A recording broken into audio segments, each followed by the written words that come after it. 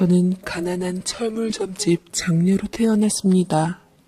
저는 중학교를 졸업한 후 고등학교를 다니다 자퇴하고 바로 생계로 뛰어들었고 부모님과 함께 열심히 벌어서 가정에 보태기도 하고 저 위에서 쓰기도 했습니다. 아래로 남동생들이 2명이 있었는데 옛날 사람들이 그랬듯 우리 부모님들은 딸인 저보다 아래 2 남동생들에게 격한 애정을 쏟아부었어요.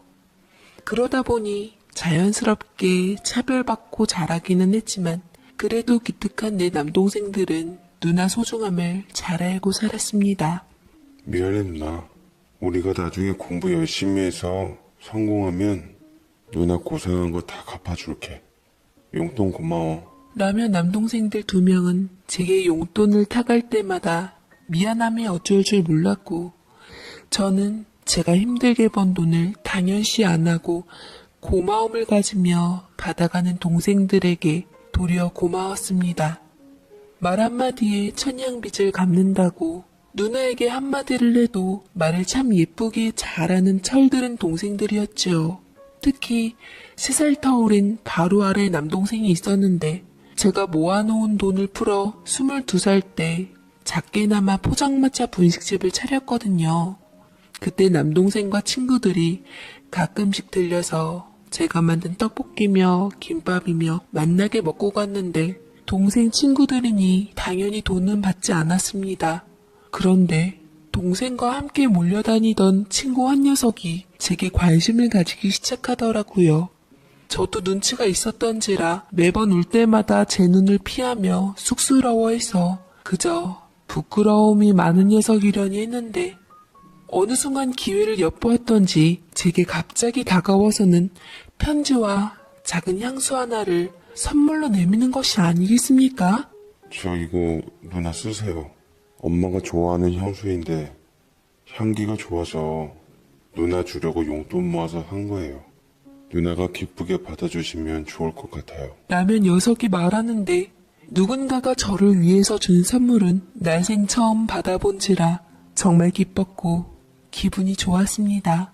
친구 누나에게 연정을 품었나 싶어 편지도 웃으면서 읽었는데 어디서 봤는지 멋들어진 말을 몽땅 써서 자기 마음을 고백하는데 한마디로 제가 좋다는 말이었네요.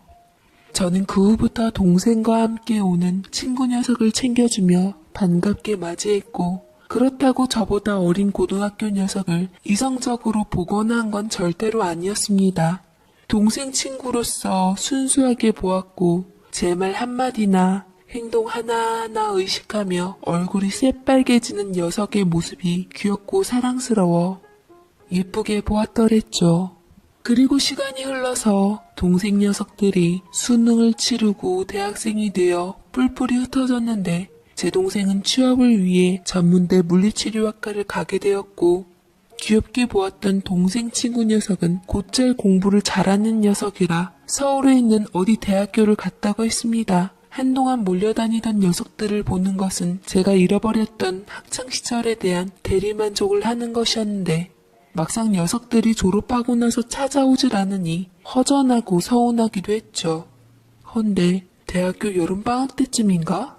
저는 간만에 반가운 얼굴을 만나게 되었습니다. 누나 오랜만이에요. 저 재홍이 친구 도성이에요.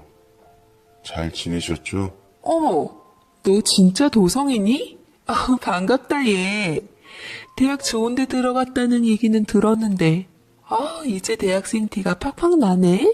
하며 반갑게 맞이했는데 앳된 얼굴이 아니라 완전 남자가 되어서 훈훈한 외모로 다가와 더 설렜더랬죠. 듬직한 모습은 더 이상 동생 친구가 아니라 남자였습니다. 근데 절 더 흔들어 놓았던 것은 제게 마음을 표현했던 녀석이 제게 와서 직접적으로 고백을 하는 것이었는데 그때 제 나이 23살 처음으로 그 녀석에게 마음을 주게 되었습니다. 누나, 내가 누나 행복하게 해줄게. 이제 누나 말고 희정이라고 부르고 싶어. 희정아, 나랑 사귀자. 라고 얘기를 하는데 정말 심장이 폭발하는 줄 알았습니다. 저는 거절하거나 튕길 것도 없이 마음이 가는 녀석과 첫 연애를 시작했고 알콩달콩 행복하고 달달한 시간을 보냈는데 늦게 배운 도둑질에 밤새는 줄 모른다고 그만 사귄 지 4개월 만에 혼전 임신을 해버린 것이었습니다. 눈앞이 아찔하더군요. 제 남자친구는 아직 대학교 1학년에 불과했고 군대도 안 다녀온 새파랗게 어린 녀석이었습니다. 아이로 인해서 부담 주기는 싫었지만 그렇다고 저 혼자 감당하기에는 문제가 너무 커서 어찌해야 할 바를 모르겠더라고요. 큰맘 먹고 눈 딱 감은 후 병원에 갔더니만 얄궂게도 의사 선생님은 제 뱃속 생명의 심장 소리를 먼저 들려주었고 저는 끝내 아이를 포기할 수 없게 돼버려 결국 아이 아빠한테 얘기를 하고 말았죠. 도성아, 난 이 아이가 졌어. 우리 아이 낳아서 길러야 할 것 같아. 너한테 어떤 책임을 지라는 의미는 아니야. 다만 아이 아빠로서 아이의 존재는 알아야 할 것 같아서 라고 눈물을 꾹꾹 참고 얘기했는데 저는 그래도 아이 아빠한테 부담 지을 생각은 전혀 없었지만 제 말은 듣고 한 번이라도 믿음직스럽게 우리 아이 낳아서 기르자, 우리 결혼하자 이런 말을 신랄 같은 희망을 안고 기다렸는지도 모릅니다. 하지만 20살이었던 어린 내 아이의 아빠는 예상대로 심하게 동공이 흔들렸고 비틀거리며 나중에 연락하겠다고 자리를 회피하기에 급급하더라고요. 왜 아이에 대한 책임은 항상 여자의 몫인 건지 원망스러웠고 현실에 막상 부딪히니 눈물이 쉴 새 없이 흘러내렸습니다. 하지만 해결은 의외로 동생이 해주었어요. 그 뒤로 자연스럽게 멀어진 남자친구는 연락이 뜸해졌고 제가 먼저 연락을 해보아도 연락이 닿지 않았는데 이건 잠수 이별이나 다름없었습니다. 그 사이 저는 배가 불러왔고 남동생은 제 신체의 변화를 깨닫고는 임신임을 알았던 것 같습니다. 제 남동생 역시 당시에 제가 그 녀석이랑 사귀는 걸 알고 있었거든요. 저와 친구에게 축하한다고 잘 어울린다며 작은 파티까지 해줬었는데 막상 제가 이런 식으로 자기 친구한테 버림받자 눈이 돌아서는 저를 붙잡고 단판을 지을 기세로 친구를 찾아갔습니다. 그런데 제 남자친구는 제게 잠수 이별을 한 후 그새 다른 여자가 생겼던지 함께 있더라고요. 저도 눈이 뒤집혀지며 울컥 억울한 마음이 들었습니다. 남자친구의 부모님은 두 분 다 교단에서는 교사 부부라 교육자 집안의 자식이었는데 남동생은 그걸 들먹이며 친구의 멱살을 잡았습니다. 야, 이 나쁜 놈아. 네가 우리 누나 배부르게 만들어 놓고 딴 여자랑 놀아나? 그러고도 네가 잘 살 것 같아? 너 우리 누나 책임 안 지면 니네 학교 앞에서 내가 1인 시위하고 그것도 안 되면 너희 부모님 찾아가서 대판할 거야. 그래도 해결 안 나면 니네 부모님 근무하는 학교 앞에서 네 만행을 낱낱이 밝혀내서 얼굴 못 들고 다니게 해줄 테니까 너 단단히 각오하는 게 좋을 거야. 라고 마구 퍼부어주니 제 동생의 귀에 눌린 남자친구는 미안하다고 잘못했다고 네 누나 책임질 테니까 그러지 말라고 싹싹 비는 찌질한 모습을 보였더랬죠. 남자친구는 동생한테 당한 후 저를 노려보며 화풀이를 하기 시작했습니다. 뭐야? 지금 뭐 하자는 건데? 나 지금 고작 20살인데 애 아빠 노릇하며 너 먹여 살리라고? 너 나한테 부담 안 준다며. 나한테 책임지라는 의미도 아니었다고 똑똑히 말했잖아. 왜 내가 너 때문에 이런 피해를 당해야 하냐고. 진짜 미치겠네. 라며 쏟아부었고 저는 녀석의 태도에 뒤늦게서나마 마음이 변했고 아이에게 아빠를 만들어주기 위해 꾹 참기로 했습니다. 동생의 노력을 물거품으로 만들 생각이 없어 버텼고 녀석은 미꾸라지처럼 빠져나가려 했지만 다시 한번 동생에게 막혀 어쩔 수가 없는 상황이 되어버렸죠. 녀석의 부모마저 모든 사실을 알게 되자 부모님은 저를 부르셨습니다. 예비 시모는 중학교 교사라고 하셨는데 교육자답지 않게 입이 험하고 쌍스러웠습니다. 네가 우리 아들 인생을 아주 잡치려고 작정을 했구나. 중학교 졸업밖에 못했다고? 배운 게 없으니 이딴 행동이나 하지. 애시당초 우리 아들이 너랑 엮인 것 자체가 불행이었어. 우리 불쌍한 애들이 널 만난 걸 얼마나 후회하고 있는 줄 아니? 미안하지만 우리도 널 도저히 며느리로는 못 받아들이겠으니 애 낳으면 우리에게 주고 가든지 말든지 해라. 대신 위자료로 어느 정도 보상은 해줄 테니 이쯤에서 인연 끝내자. 알겠니? 라고 표독스럽게 말했고 저는 그럴 수 없다고 돈이고 뭐고 다 필요 없다며 울며 불며 아이 엄마는 나이고 나는 우리 아이에게 부모라는 존재를 만들어주고 싶다고 바람을 피쳤습니다. 그렇게 동생의 피 같은 조언을 바탕으로 아득바득 우겨서 버텼고 마침내 예비 시부모도 저를 며느리로 받아들일 수밖에 없게 되었죠. 남자친구는 그때부터 저를 함부로 하기 시작했습니다. 결혼해줬으니까 네가 혼수며 집이며 다 해와. 우리 부모님 예단비도 넉넉하게 해오고 네가 여태껏 한 게 돈 버는 일이었으니까 그만한 능력은 당연히 되겠지? 성에 차지 않는 며느리 보게 해서 죄송한데 당연히 보상은 해야지. 너 그 정도 노력도 안 하면 인간도 아니야. 라고 하는 통에 저는 전 재산과 부모님에게 돈을 빌려서 겨우 작은 빌라 전셋집 하나는 마련할 수 있었고 살림은 큰 것들만 사고 하나둘씩 마련하기로 했습니다. 하지만 남편은 창피하다고 결혼식도 안 하고 혼인신고만 한 후 도망치듯 군대를 갔고 저는 그 사이 예쁜 딸아이 한 명을 낳았지만 시부모님들께서는 얼굴도 비치질 않았습니다. 참다 못해 저희 아버지가 나서서 못난 딸 편을 들어주며 연락을 했는데 그때도 시부모님은 코웃음을 치시며 할 돌이 다 한 게 어딘데 우리 떨어 오라가라 해요. 애 낳은 게 무슨 대수라고. 우리는 당신네들처럼 한가한 사람이 아니니까 군대 간 우리 아들 오면 얘기를 하든지 말든지 흥! 라고 했고 전 남편이 제대하는 동안 시부모님과 얼굴 한번 뵐 수 없었고 연락도 일방적으로 끊김을 당하는 투명인간 취급을 받았습니다. 저희 딸도 마찬가지였고요. 혼인신고만 겨우 해서 아이를 호적에 올린 것만으로도 감지덕지할 상황이었습니다. 면회하러 갔지만 남편은 저를 이런저런 이유로 만나주질 않았어요.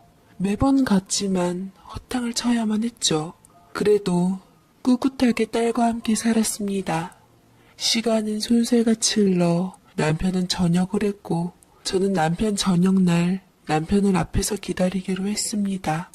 전날 밤 딸과 함께 남편이 돌아온다는 사실에 그토록 설레었고 남편을 위해 솜씨를 발휘하며 무리해서 비싼 재료들을 사 한상 가득 차렸습니다. 그러나 막상 남편의 저녁날이 되어 남편을 보았는데 우습게도 저 말고 남편을 기다리는 가족들은 많았습니다. 바로 시부모님과 곁에 있던 낯선 여자였는데요.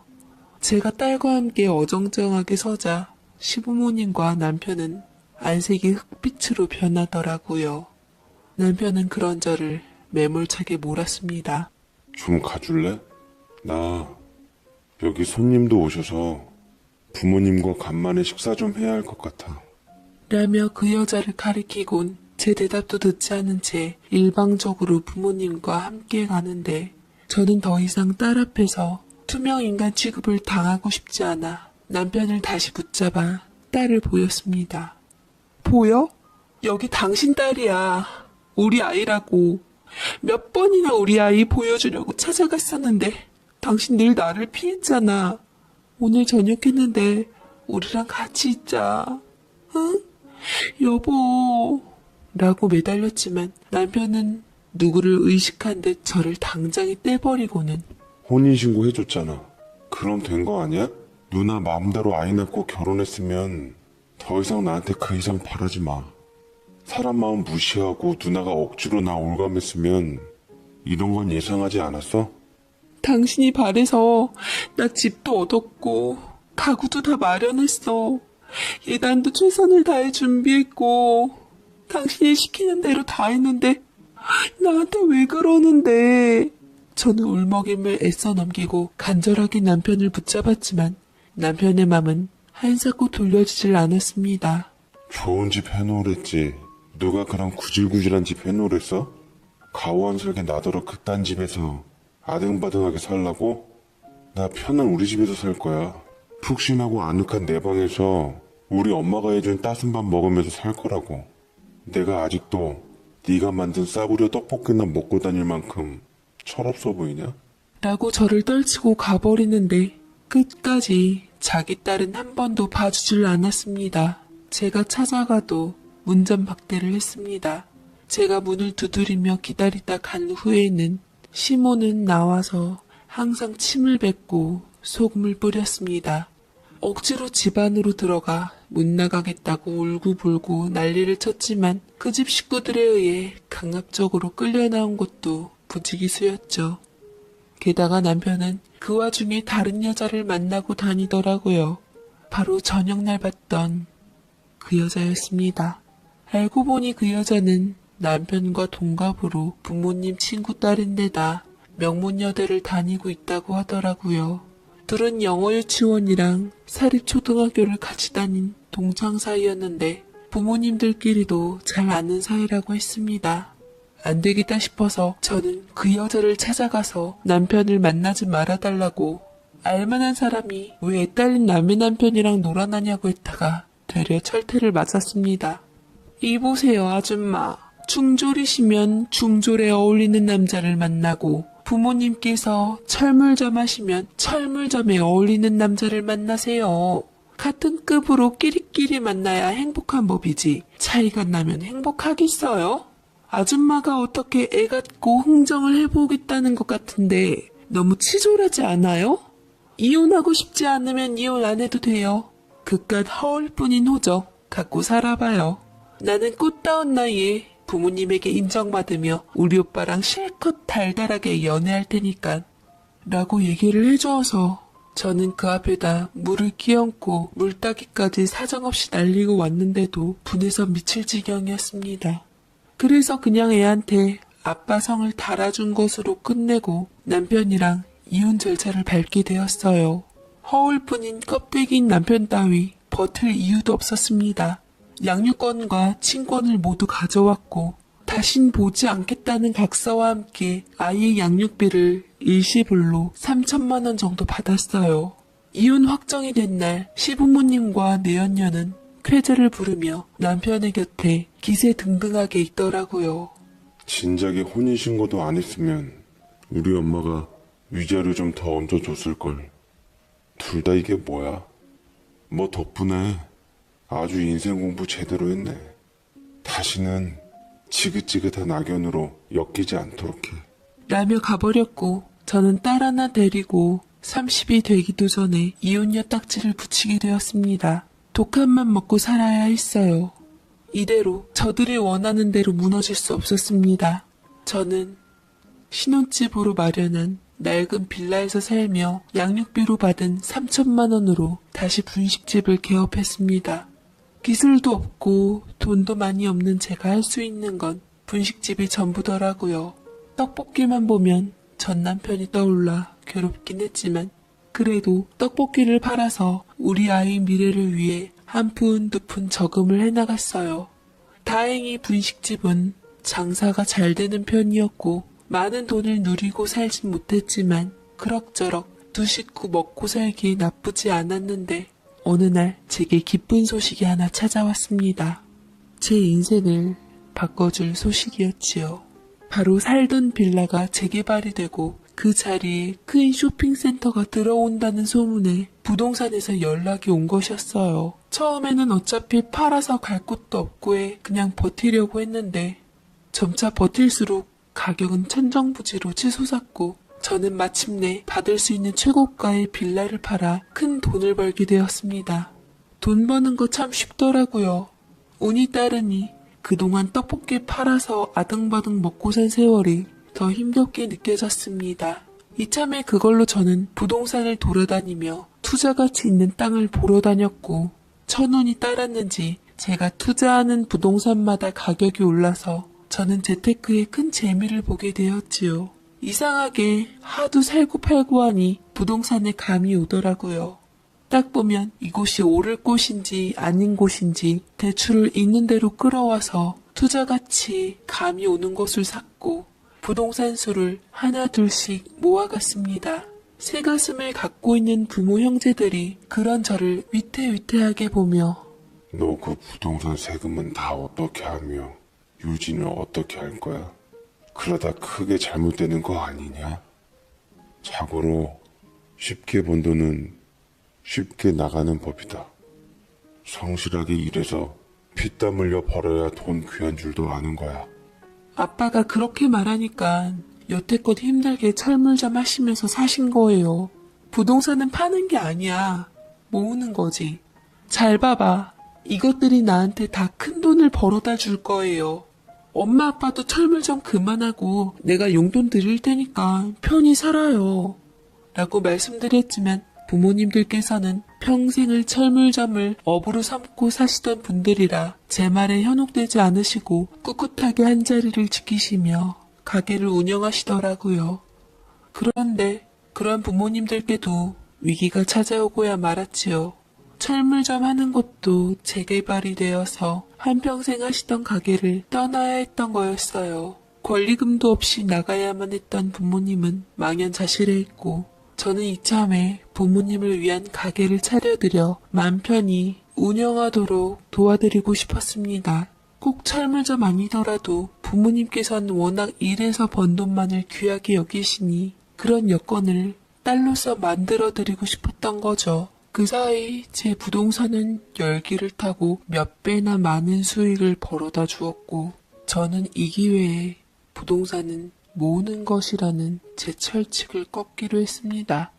아이가 커갈수록 아이에게 좀 더 신경 써주는 게 맞다고 생각이 들었고 여러 채 부동산을 관리하기도 쉽지 않아 처분하기로 마음먹은 후 편히 새받아 살기 위해 낡은 빌딩을 하나 매입하게 되었죠.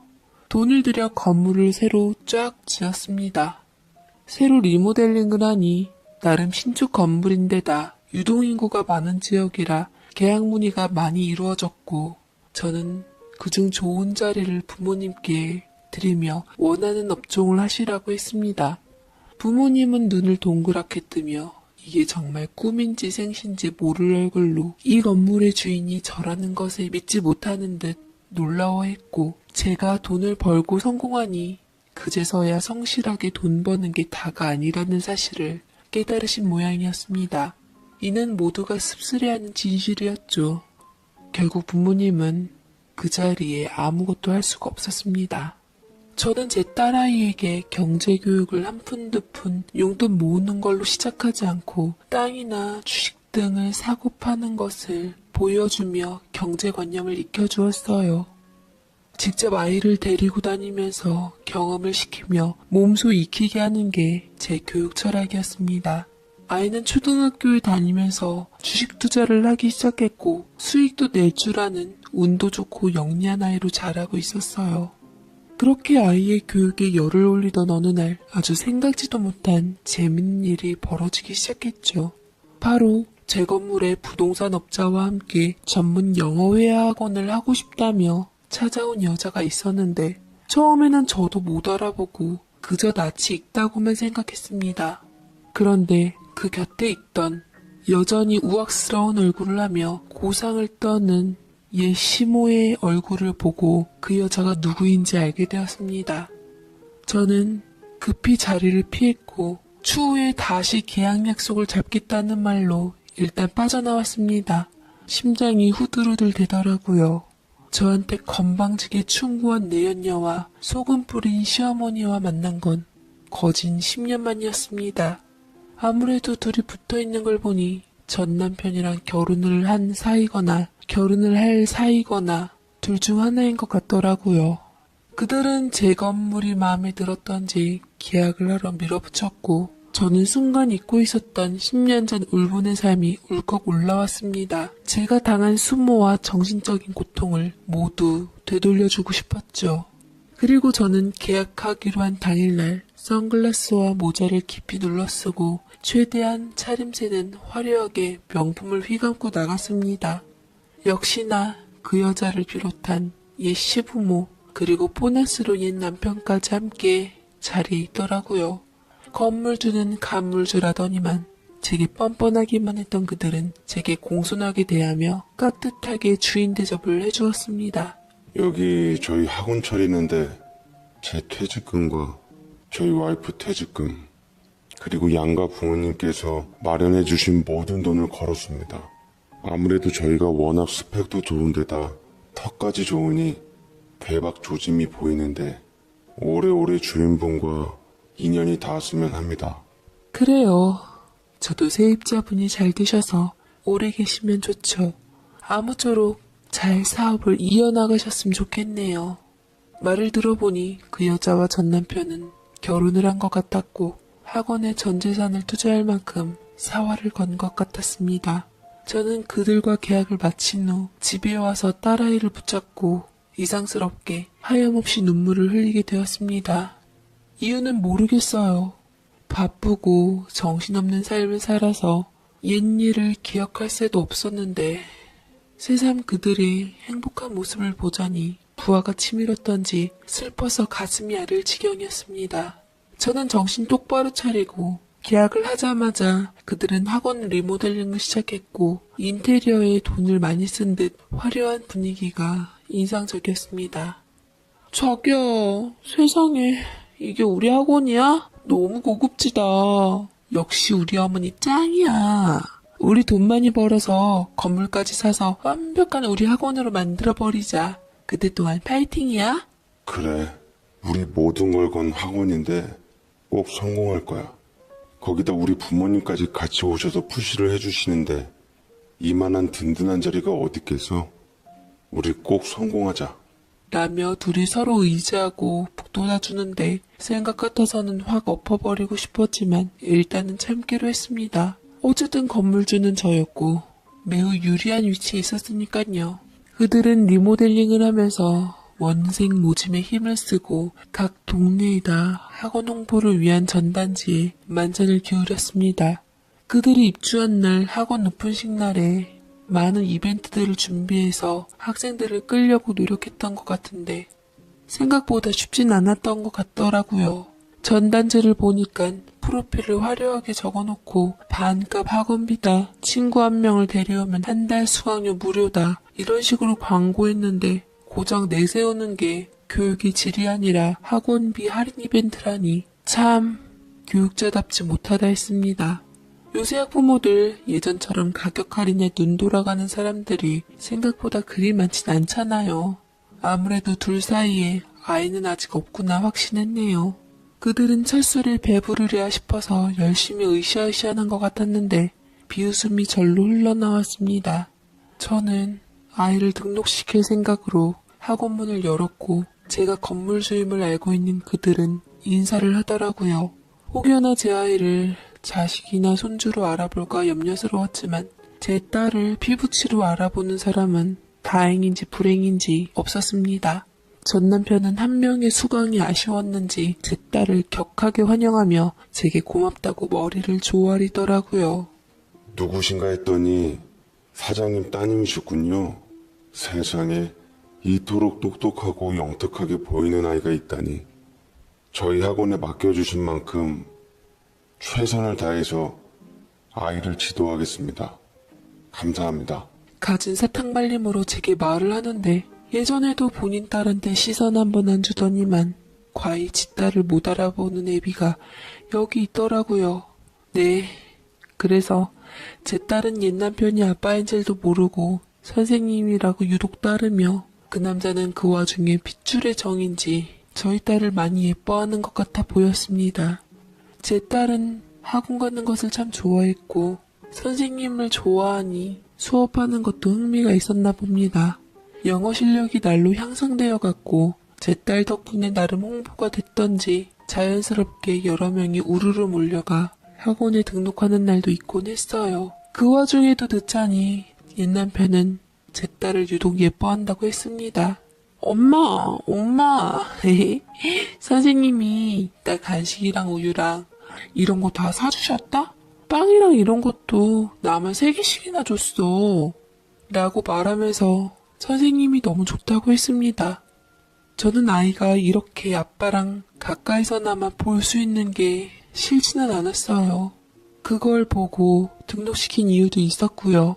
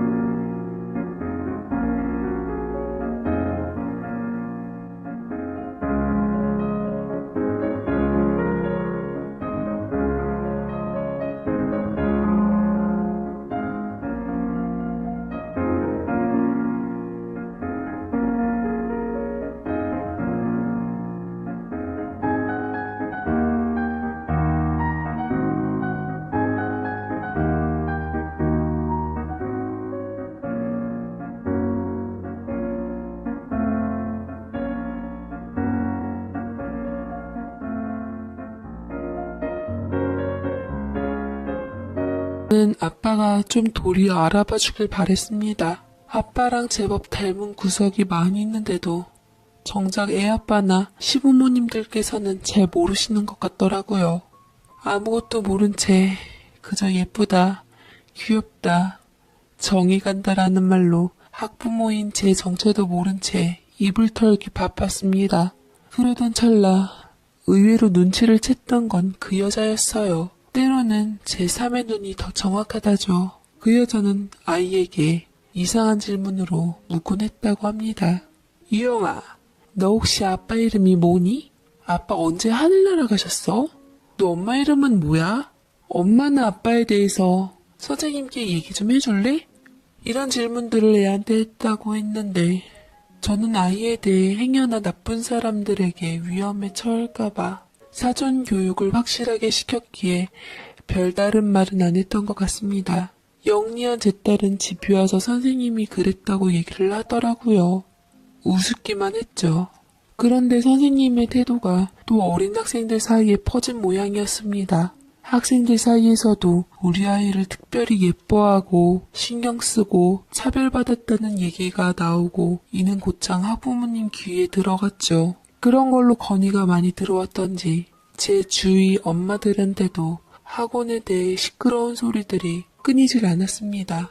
그리고 어쩌다 보니 제 남동생은 건물에 그들이 학원 입점한 것을 알게 되었어요. 제가 잠자코 있는 것을 보고 도리어 성질을 내더라고요. 누나, 재수없게 왜 저런 사람들을 받아? 기왕 이렇게 된 거 확 되갚아주자. 그렇지 않아도 나 누나한테 PC방 하나 낼까 상의 좀 하러 왔는데 어떻게 보면 여러모로 잘 됐네. 하며 눈을 번뜩였는데 저는 학원 건물이라 처음에는 안 된다고 했지만 동생이 따로 알아보니 음식을 팔지 않는 일반 게임 PC방이면 허가가 난다고 하더라고요. 저는 어차피 학원에 애들도 많이 없는데 이렇게까지 할 필요는 없지 않냐고 했지만 동생은 이것과는 별개로 자기가 PC방 운영을 애초부터 염두에 두었다고 하며 이것들 때문에 왜 내 사업을 접어야 하냐고 허가까지 난 마당에 하겠다고 우겼습니다. 동생이 이렇게까지 나오니 저도 누나로서 동생 편에 서게 되더라고요. 얼마 안 있어 동생이 사장으로 있는 PC방이 입점을 하게 되었습니다. 뭐 노린 건 아니었지만 자연스럽게 아이들은 학원을 빼먹고 학원 끝나기 전으로 PC방에 발길을 돌렸습니다. 당연히 이는 성적 하락으로 이어졌죠. 이러다 보니 학부모들은 점차 다른 학원으로 옮겨갔고 등록조차 꺼렸습니다. 동생은 PC방을 하며 재미를 톡톡 보았더군요. 거기다 제가 건물주니 임대료 부담도 상대적으로 덜한 상태에서 동생은 점차 통장 잔고를 불려갔습니다. PC방 아르바이트생한테 들은 얘기인데 그들은 하루가 멀다고 PC방에서 행패를 부리고 나갔다고 하더라고요. 일이 이렇게 되니 점차 학생 수가 줄어간 학원이었고 매달 임대료 내기에도 빠듯할 지경에 이르러서야 그들은 단체로 와서 저와 면담을 요구했습니다. 저는 기껏 바쁜 시간 쪼개서 나가줬더니 제 앞에서 삿대질을 하더군요. 특히나 여자가 펄펄 뛰었습니다. 이보세요. 지금 누구 학원 망하게 할 일 있어요? 어떻게 PC방을 학원 건물 안에 입점을 시킬 수가 있는 거냐고요. 이건 엄연히 유해시설이고 영업방해하겠다는 뜻밖에 더 돼요?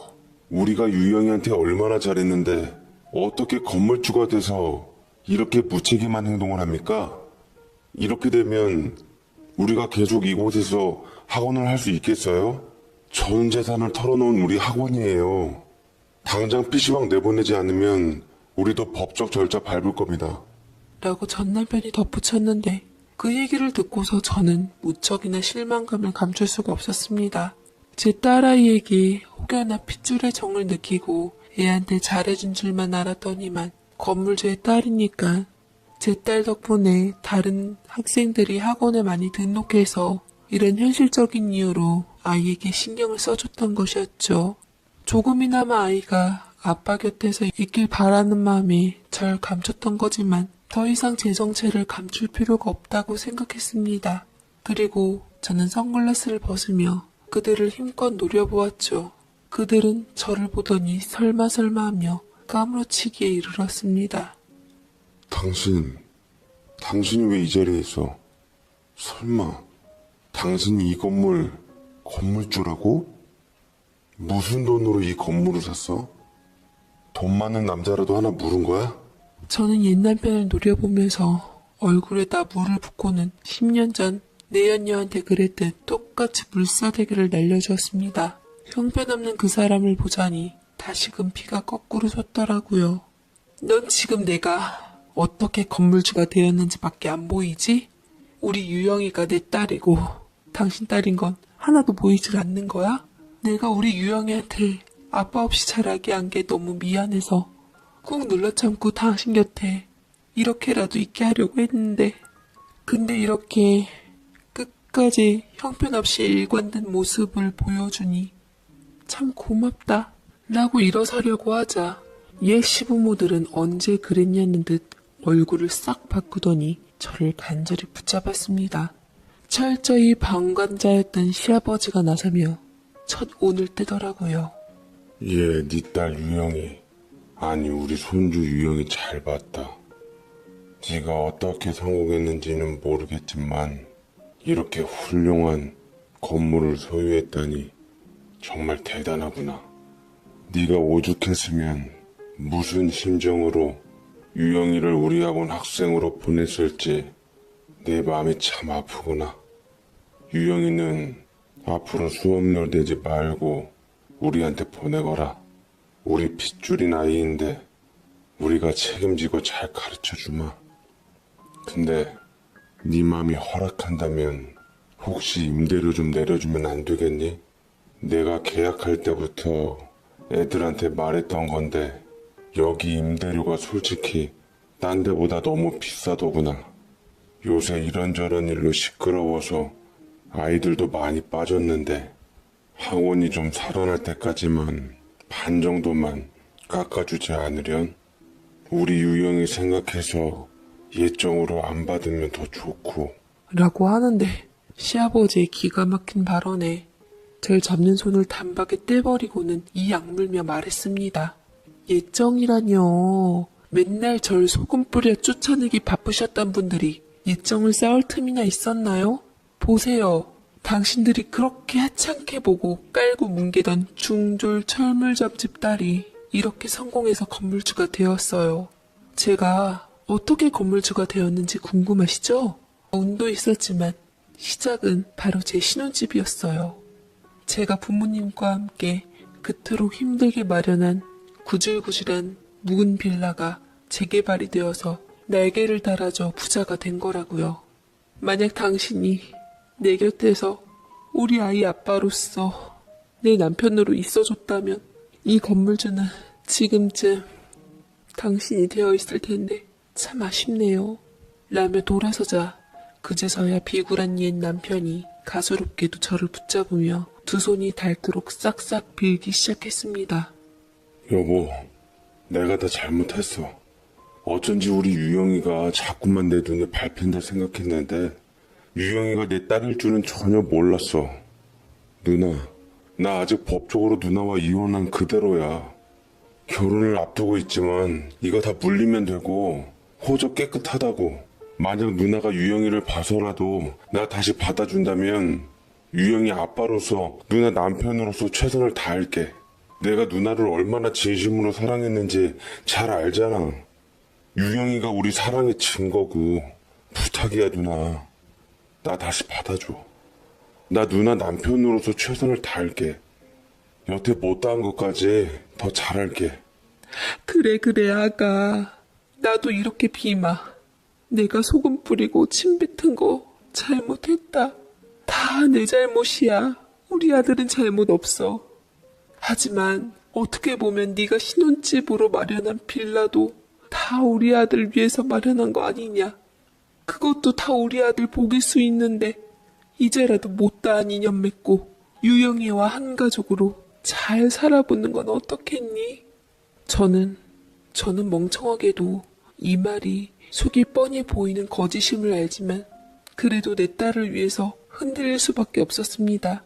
엄마니까 제 딸을 편모 밑에서 자랐다는 소리를 듣지 않게 하기 위해 부모 사랑 가득히 받고 화목한 가정에서 자라게 하고 싶은 마음이 굴뚝 같았지만 저는 살면서 능구렁이가 되어 있었습니다. 너무 오래 살았던지 그 사람들을 너무나도 잘 알고 있었던 탓인지 속아 넘어가지 않기로 했어요.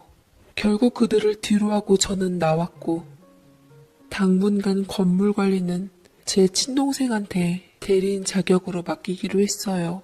저는 서둘러 딸을 데리고 지난 과거를 잊은 채 교육 환경도 좀 바꿔줄 겸 뉴질랜드에 머물고 있습니다.